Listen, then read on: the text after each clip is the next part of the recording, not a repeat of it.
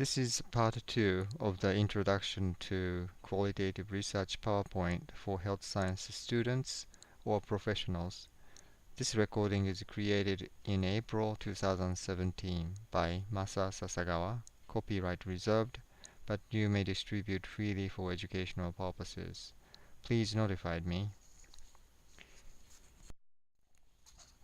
If you have not seen the part 1, please watch. The part 2 has 25 slides, and I will cover some of the principles and philosophies, research rigor, and describe 3 common qualitative methodologies as an introduction. The presentation topic may be a little bit scattered, but I hope you can get the flavor of qualitative principles.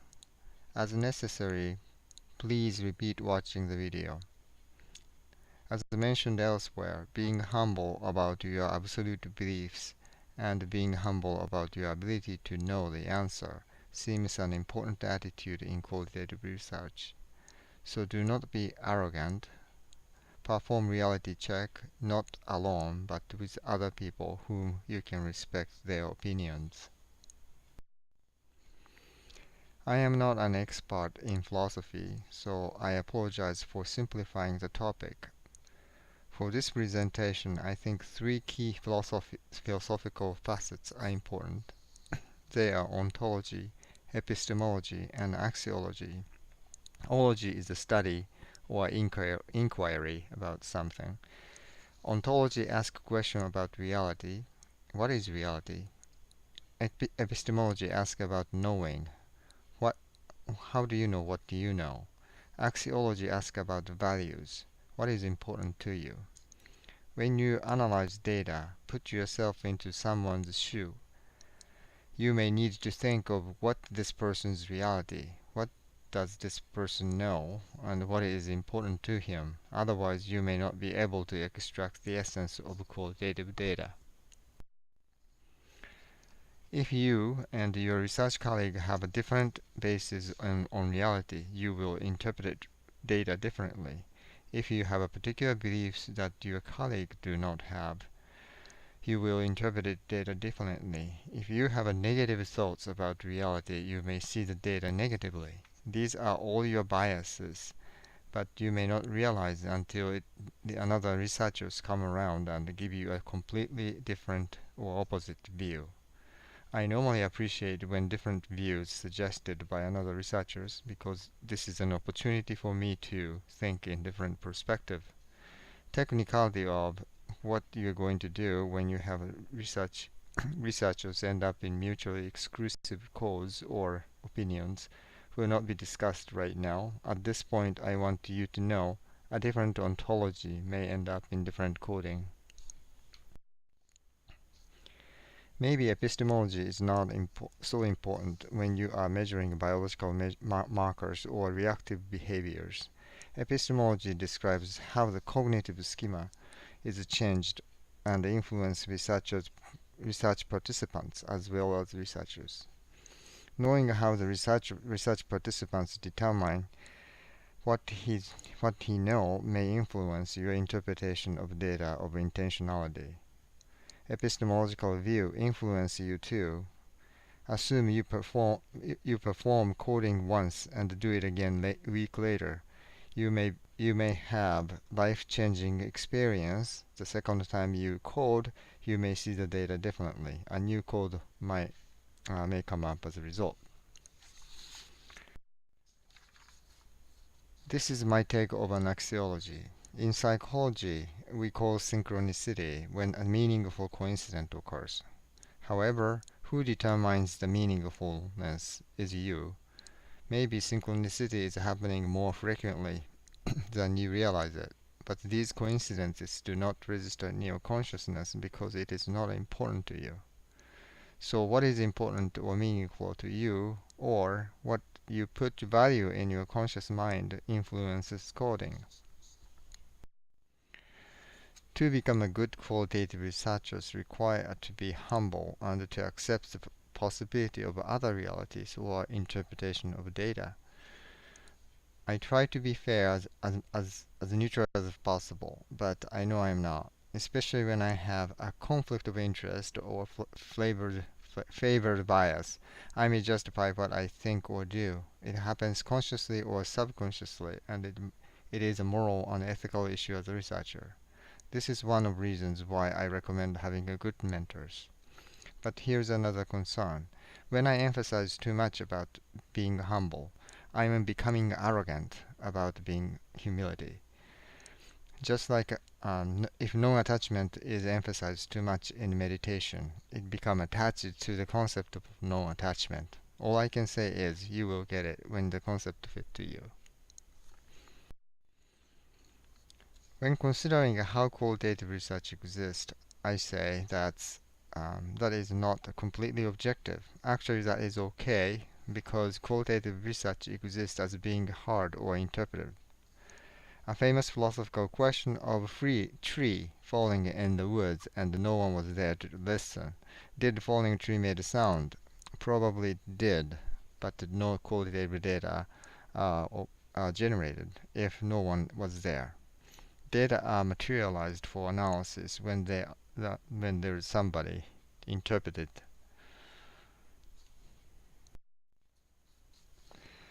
Is evidence reality? Is evidence and reality the same? The operational definition of research evidence is not reality. For some people, reality is further divided into internal reality and external reality, like a mind and body duality. In any case, evidence does not have to be real. Predictability may be closer to evidence. I am not saying one way or the other. I just want you to know when these terms often used in health science setting. When your research subject says evidence, what does he mean? Do you use the word evidence as real or truth? Think about that. Example of interpretation. Rorschach ink blood test is supposed to be a reflection of person's personality or emotional functioning. This is a qualitative test and there are 10 standardized ink blood. Maybe it become a mixed method clinical tool as more standardized data are collected. Who knows? Here is an example. What do you see? I see the squashed pelvis of alien. Lincoln and Goober in 1985 is a classic textbook of qualitative research. This 30-year-old book said that qualitative research rigor is described in four concepts: conformability, credibility, dependability, and transferability.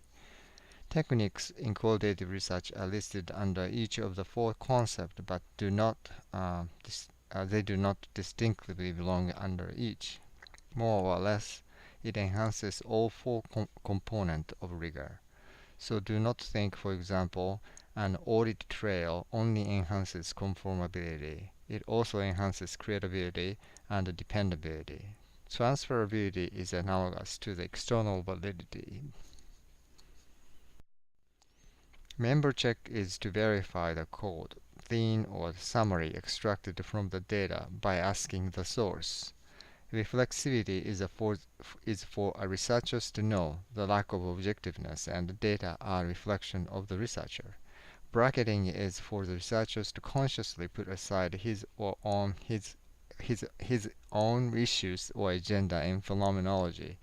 Triangulation is to obtain data from multiple sources, 3 to be triangle.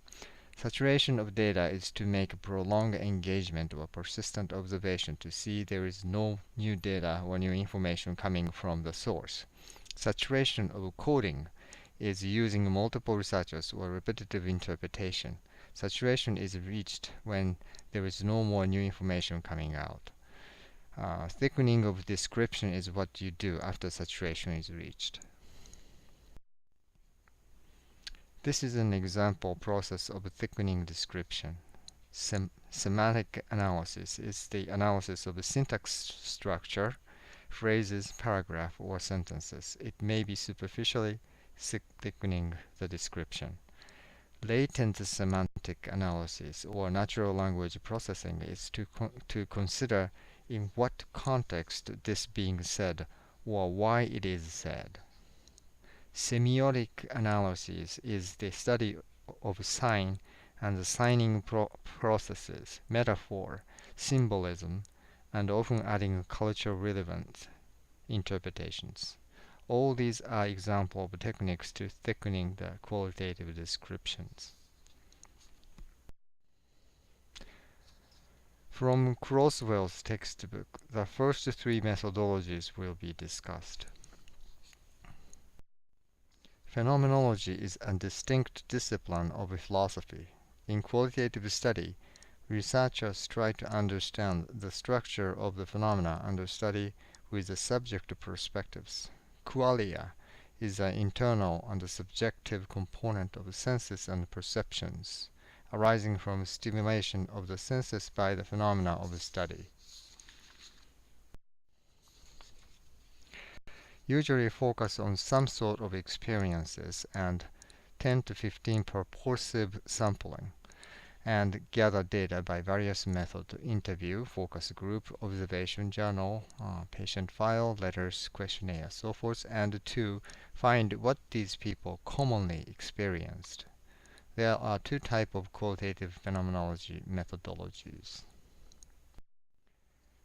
Hermeneutic phenomenology by Heidegger focuses on the physical experience or lived experience. For example, what happens in a hijacked airplane people in hijacked airplane experienced, what each passenger or hostage experienced.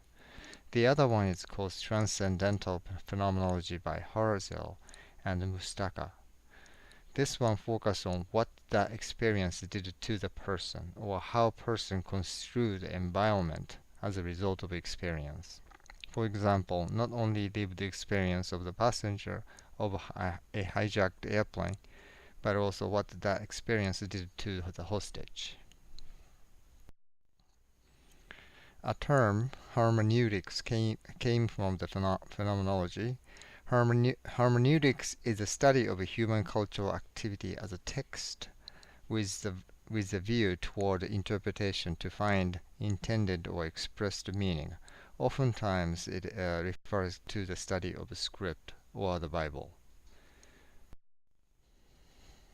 In mid-1900, when social scientists were questioning about positivism, Glaser and Strauss wrote a book about the approach to develop a social theory from data gathered and analyzed systematically.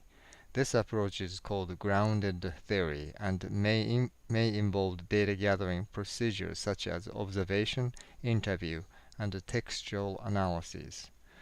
The process is called constant comparative analysis, which allows researchers to start developing an initial theory or hypothesis. The comparative analysis continues until it reaches saturation.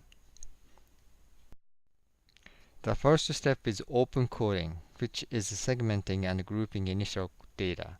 Axial coding is grouping categories to find the hidden meaning or new understanding of the phenomena under study.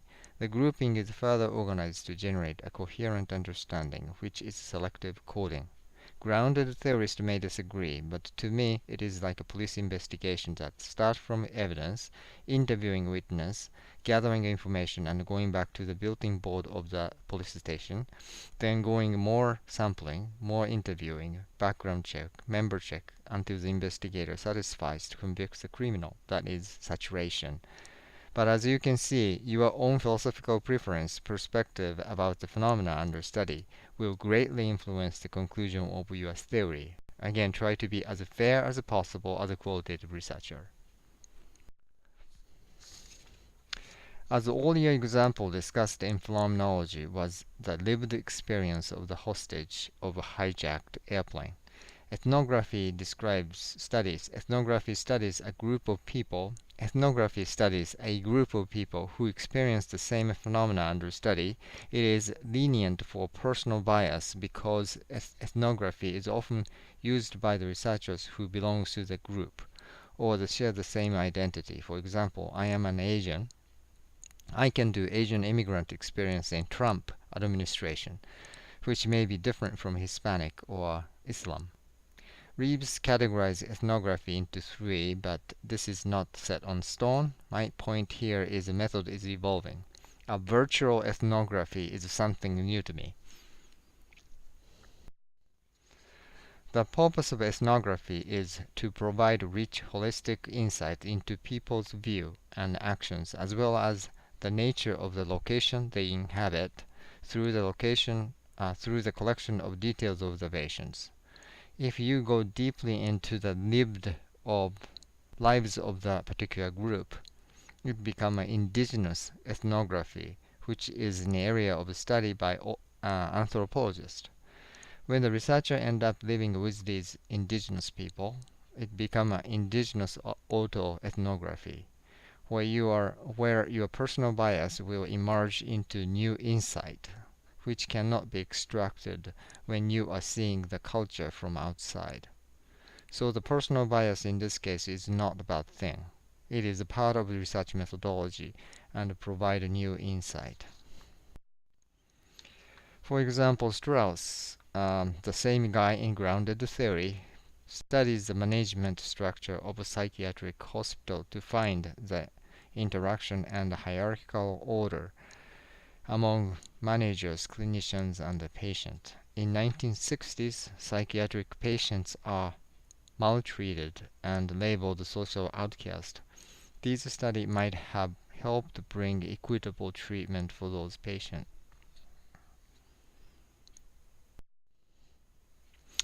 I will discuss other methodology in Crosswell's book in another time.